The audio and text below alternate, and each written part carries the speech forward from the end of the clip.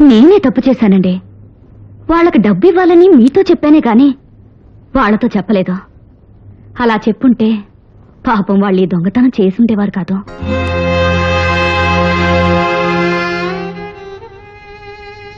వాళ్ళు అని చెప్పి దీన్ని కూడా ఎందుకమ్మా ఇందులో చేరుస్తావు? దీనికేం తెలియదు. నా కూతురు శ్రీమంతానికి నువ్వెక్కడ డబ్బు ఇవ్వనంటావోనని ఆ డబ్బు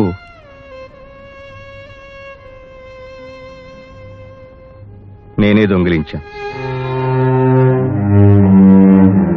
సుధా, సొంత కొడుకింట్లోనే కన్న తండ్రి దొంగతనం చేసిన తర్వాత మనం ఇంకా ఈ ఇంట్లో ఉండటంలో అర్థం లేదు. బయలుదేరు. ఆగు బాబు, ఇది మీ ఇల్లు. మీరెందుకు వెళ్ళాలి? దొంగతనం చేసింది నేనే కదమ్మా. నువ్వెక్కడికే? ఎక్కడికి? దొంగ జైలుకి వెళ్తాడు కానీ దొంగ భార్య జైలుకి వెళ్ళదు. నీకేం తెలియదే? దొంగతనం చేసింది నేను వెళ్తాను. దానికేం తెలీదు. అది అమాయకురాలు. నేను వెళ్తాను. నువ్వెందుకే నా వెనకాల వస్తావు? నేను నీకు అన్నం పడేసేది.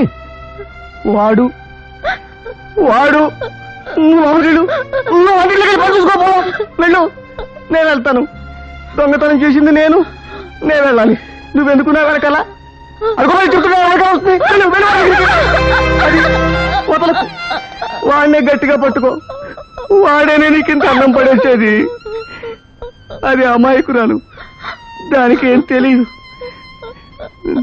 నేను వెళ్తాను. సార్, ఎందుకు సార్ మీరు ఆ డబ్బు దొంగిలించారు? ఎవరు? నేనా? అయ్యో, ఆ భగవంతుడు సాక్షిగా నేను ఆ దొంగతనం చేయలేదు సార్. మరి ఎందుకు సార్ దొంగతనం ఒప్పుకుని ఇల్లు వదిలొచ్చారు? నన్ను నా భార్యని కూడా బయటికి పంపాలని నా కోడలు ఎత్తేసింది. కానీ నేను ఆ నేరం నా నెత్తి మీద వేసుకుని నా భార్యను అక్కడే వచ్చి నేను మాత్రం బయటకు వచ్చేసాను. ఎందుకు సార్ అలా చేశారు? ఏమిటి సార్ మీరు?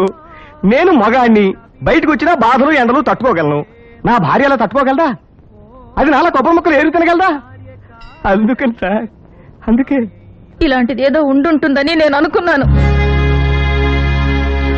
నువ్వు ఇక్కడికి ఎందుకు వచ్చావే? ఇంటికెళ్ళు. మీరు ఇక్కడ కొబ్బరి ముక్కలు ఏరుకు తింటే నేను ఎంగిలోకి ఏరుకు తింటాను. వెళ్ళవే సరిగ్గా. నేను వెళ్ళగాక వెళ్ళను. వెళ్తావా? వెళ్ళు. మీరు నన్ను కొట్టినా తిట్టినా సరే ఆ యమధర్మరాజు పిలిపి వచ్చేదాకా నేను మిమ్మల్ని వదిలిపెట్టి వెళ్ళను.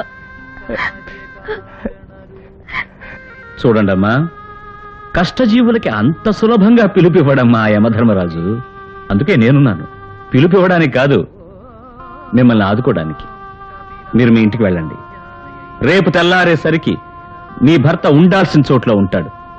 అందుకేం చేయాలో నే చేస్తాను. సరేనా? ఇక నువ్వు వెళ్ళు. మీరు భోంచేయండి. నేను భోంచేశాను. మీరు పెట్టించారు. నువ్వు తిన్నావు కదా.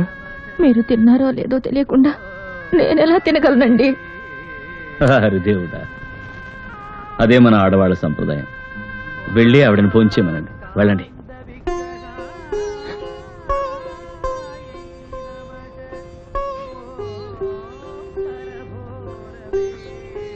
ఒక్క బిడ్డని కంటే నట్టింట్లో తిండి, నలుగురు బిడ్డల్ని కంటే నడివీధిలో తిండి అంటారు.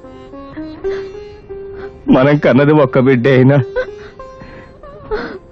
మనకి నడివీధి తిండి తప్పలేదే. తిను.